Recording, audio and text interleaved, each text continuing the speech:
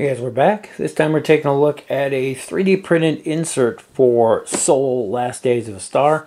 This is an awesome game and comes with a ton of components, and it was definitely in need of some kind of sorting and organizing. Everything was in little plastic bags and they were everywhere, and it made setup and teardown more complicated than it should be. So this is a cool insert that I found on Thingiverse and printed out. I heard about it through the Board Game Geek forums. I'll put a link down in the description to the files for it if it's something you're interested in, but let's get in and take a look. So right on top we have our player boards, and I wish they'd come up with a better storage option for this, and maybe there is and I just missed it, but they sit on top along with the action cheat sheet,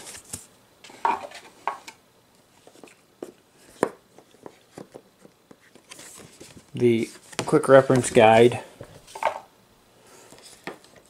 and then we have our lore book and rule book. Underneath those you have the board. Nothing much has changed as far as that part goes. This is where we get into the rest of it. And I have to say, this design, I absolutely love the design aesthetic. I didn't realize that happened. I'm going to have to clean that up. There was a piece that did not print properly, and I kind of glued it back into place, and the glue left a mark on my board, or on the insert. That was my bad, but I could probably clean it up with a little bit of acetone. But overall, though, I just love the cool look of this and the way it is designed. So each of these comes out, and then they have their own standalone trays here. These lids come off, and you have everything you need to play a specific race in here. Your towers, your different factories, your gates, your sun divers.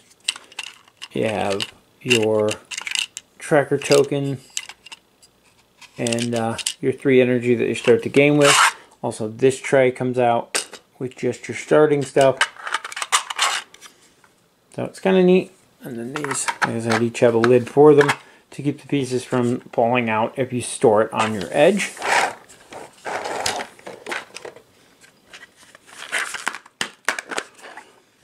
Each one of these is the same way, and I've seen where you can print these inner trays can be printed in the various colors of the factions. I just did everything in black because it's cheap and I had a bunch of it.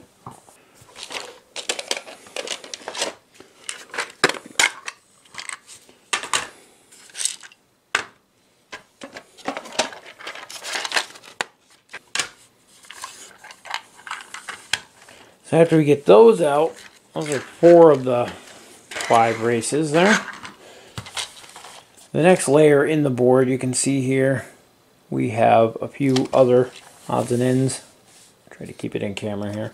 We got one more player board in the bottom. This one doesn't need a lid because all the others kind of sit on top of it. Then we have this tray here. Has an extra slot in it that the original designer used to put the worm tokens he made for one of the event cards. You have these 2 energy trays, and these are actually separate, so you can put one on each side of the table and share across the table without having to reach. And then the card trays themselves, they have a thumb spot here to get cards out, but they also have a hole in the bottom so you can push cards up through.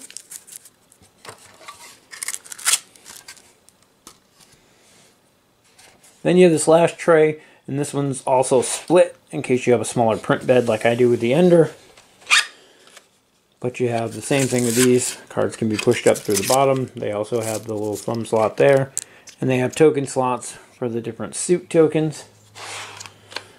This larger tray, again, has spots for those, spots for the suit tokens. And this hole here for the flare marker. There's even an extra one. I'm not sure what that one's for, but that's everything for this.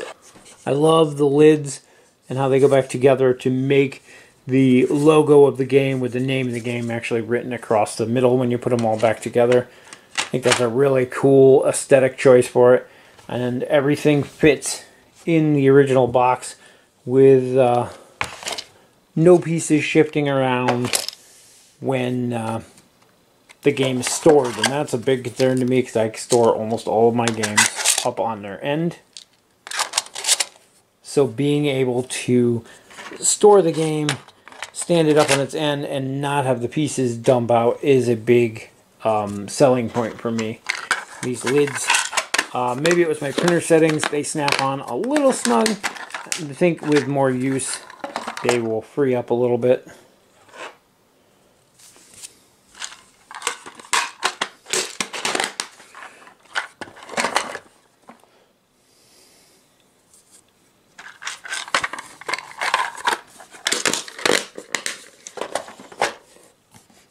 And my only complaint is that, like I said, my printer screwed up on this one, and you can see it's actually a missing layer. It jammed, and I tried to recover it, and I may just reprint this piece because I tried gluing the piece together that broke, and obviously it left an issue. If I can't clean that up, I probably will reprint that.